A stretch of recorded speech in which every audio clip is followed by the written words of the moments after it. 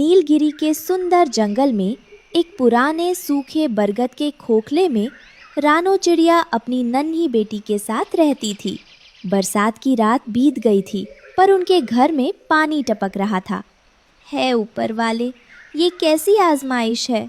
पूरी रात गुड़िया ठिठुरती रही। छत से गिरती हर बूंद मेरे कलेजे को चीर रही थी।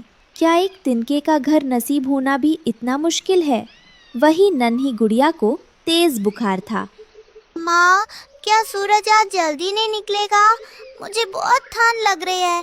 क्या हम हमेशा इसी गीले बिस्तर पर सोएंगे? देखो ना, मेरे पर भी भारी हो गए हैं। नहीं मेरी जान, हौसला रख। सूरज बस निकलने ही वाला है। मैं तुझे कुछ नहीं होने दूंगी।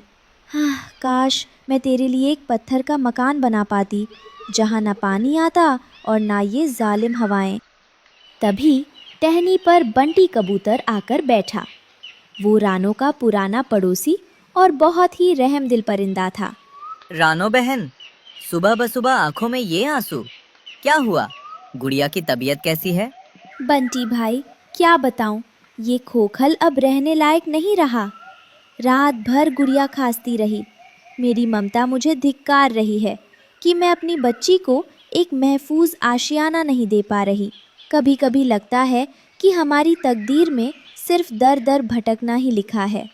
रानो, तकदीर खुदा लिखता है, पर उसे बदलने की ताकत हमारी मेहनत में होती है। सुनो, मैंने कल इंसानी बस्ती के पास कुछ व्यापारियों को बातें करते सुना था। इस साल प्याज की बहुत भारी किल्लत है। जो भी अच्छी प्याज उगाएगा उसे शहर के लोग मुंह मांगी कीमत देंगे। तुम्हारे पास वो जो नीचे खाली जमीन का टुकड़ा है, वो बहुत उपजाऊ है। क्यों ना तुम वहाँ खेती करो? खेती? बंटी भाई, मैं एक छोटी सी चिड़िया, इतनी बड़ी जमीन कैसे जोतूंगी? मेरे पास ना हल है ना बैल। तुम्हारे पास तुम्हारी चोंच है और पक्के इरादे हैं। मैं बीजों का इंतजाम कर दूंगा। अगर फसल अच्छी हुई तो तुम इतना कमा लोगी कि एक आलीशान और मजबूत घर बनवा सको। ठीक है बंटी भाई, मैं मेहनत करूंगी।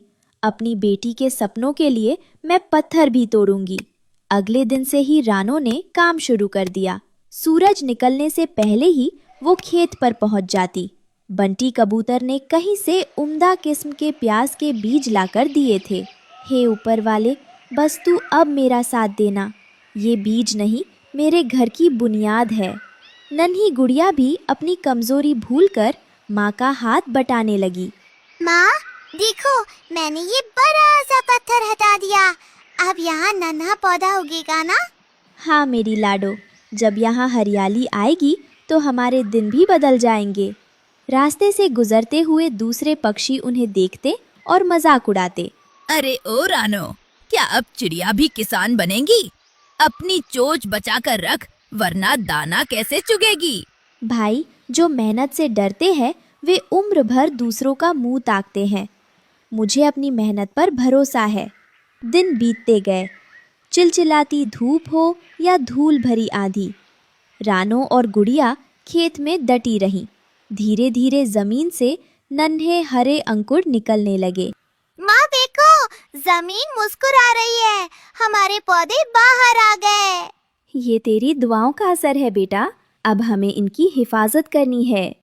जंगल के दूसरे छोर पर एक पुराना बदबूदार बरगद का पेड़ था। वहाँ कालू कौवा और उसकी बीवी गोरी कौवी रहते थे। वे दोनों निहायत ही कामचोर और बदजुबान थे। कालू, जरा उधर नजर तो मारो। वो कल की चिड़िया रानो, जिसके पास खाने को दाना नहीं था, आज शहजादी बनी घूम रही है। उसका खेत तो देखो, जैसे मखमल की चादर बिछी हो। अरे छोड़ो भी गोरी, मेहनत करना गधों का काम है। हम तो छीन कर खाने वालों में से हैं। अरे बेवकूफ कौवे, वो प्याज बेचकर महल बनाने वाली है। सब परिंदे उसकी वाहवाही कर रहे हैं। अगर वो बड़ी पाक्षी बन गई तो हमें कौन पूछेगा? हमें उसकी फसल बर्बाद करनी होगी या फिर उसे हड़पना होगा। हड़पना? ये हुई ना बात। सुनो गोरी, रानो को मेहनत करने दो। जब प्याज पककर तैयार हो जाएंगे और वो उन्हें जमा करेगी, तब मैं अपनी चाल चलूंगा। हम उसे डरा धमकाकर भगा देंगे और सारी दौलत हमारी होगी। हम इस सड़े पेड़ को छोड़कर शहर के किसी ऊंचे बंगले पर रहेंगे। वाह कालू, तुम्हारी अक्ल का तो कोई जवाब नहीं। चलो अभी चलते हैं और उसकी फसल पर नजर रखते हैं। कुछ महीनों बाद खेत लाल और चमकदार प्याजों से भर गया। रानो और बंटी ने मिलकर सारी फसल काटी। रानो के पास अब इतने प्याज थे कि रानो का छोटा सा खोखला भर गया, फिर भी बाहर ढेर लगा था।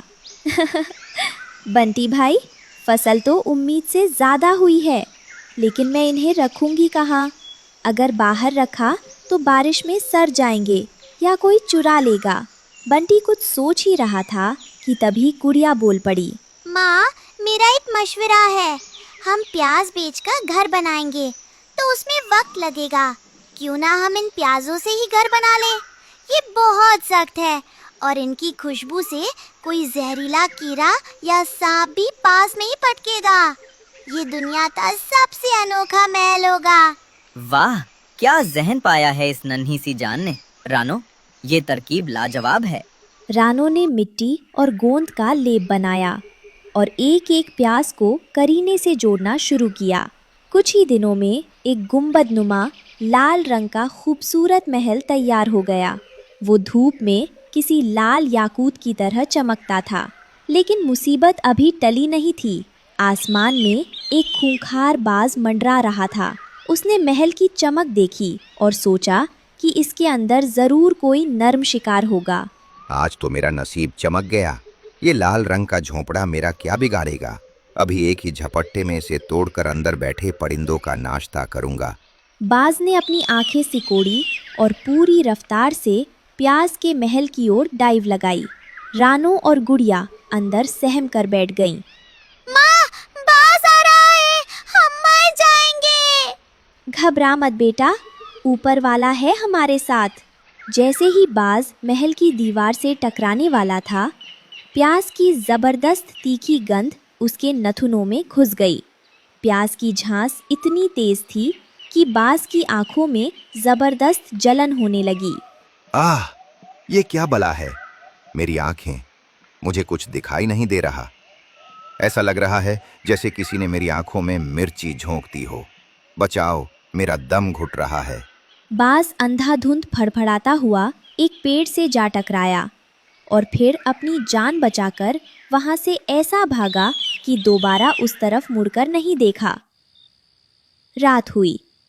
कालू और गोरी झाड़ियों के पीछे छिपे थे। देख लिया गोरी, बाज तो डरपोक था। उसे शायद कोई बीमारी होगी। हम तो शिकारी हैं। चलो चुपके से पीछे की दीवार से प्याज निकालना शुरू करते हैं। सुबह तक आधा घर गायब कर देंगे। वे दोनों दबे पांव महल के पास पहुंचे। रानो और गुड़िया सुकून की नींद सो रही थी। कालू, ये प्याज तो बहुत बड़े हैं। एक एक प्याज की कीमत एक बोरी दाना होगी। चलो मैं ये वाला निकालती हूँ। गोरी ने अपनी चोंच मारी और एक प्याज को छील दिया। जैसे ही प्याज का रस और उसकी हवा बाहर निकली, गोरी की आंखों से आंसू बहने लगे। उफ, कालू, मुझे अचानक रोना क्यों आ रहा है? मेरा दिल तो नहीं दुखा, पर आंखें फट रही हैं। अरे पागल औरत, जज्बाती मत बन, जल्दी काम कर। कालू ने भी एक बड़ा प्याज खींचने की कोशिश की। ओए मारे, ये क्या जादू है? मेरी आंखों में तो आग लग गई। रानो, तूने इस घर पर कौन सा काला जादू किया है? दोनों कौवे दर्द से चिल्लाने लगे। प्याज की तेज खुशबू ने उनका बुरा हाल कर दिया था। वे देख भी नहीं पा रहे थे और आपस में ही टकराने लगे। भागो गोरी, ये घर नहीं, ये तो मौत का फंदा है। मेरी आंखें फूट गईं। तभी रानो, बंटी और जंगल के दूसरे परिंदे वहां जमा हो गए। कालू और गोरी जमीन पर गिरकर तड़प रहे थे और बुरी तरह रो रहे थे। बंटी कबूतर ने उन्हें पकड़ लिया और सबके सामने पेश किया। देखा अब सबने, ये चोर हमारी रानो की मेहनत पर डाका डाल रहे थे। आज इनकी आंखों में जो पानी है वो प्याज का नहीं, इनके काले कारनामों का है। इन्हें जंगल से निकाल दो, इन्हें सजा मिलनी चाहिए। रानो आगे आई। उसकी आंखों में गुस्सा नहीं बल्कि हमदर्दी थी। रुकिए भाइयों, इन्हें सजा मिल चुकी है। कालू भाई, गोरी बहन, क्या आपको लगता था कि किसी की मेहनत छीनकर आप सुखी रह पाएंगे? जिस घर को मैंने अपने पसीने से सींचा है, कुदरत खुद उसकी हिफाजत करती है। हमें माफ कर दो रानो, हम लालच में अंधे हो गए थे। हमें समझ आ गया कि मेहनत का कोई विकल्प नहीं होता। हम कसम खाते हैं कि आज के बाद कभी किसी का बुरा नहीं चाहेंगे।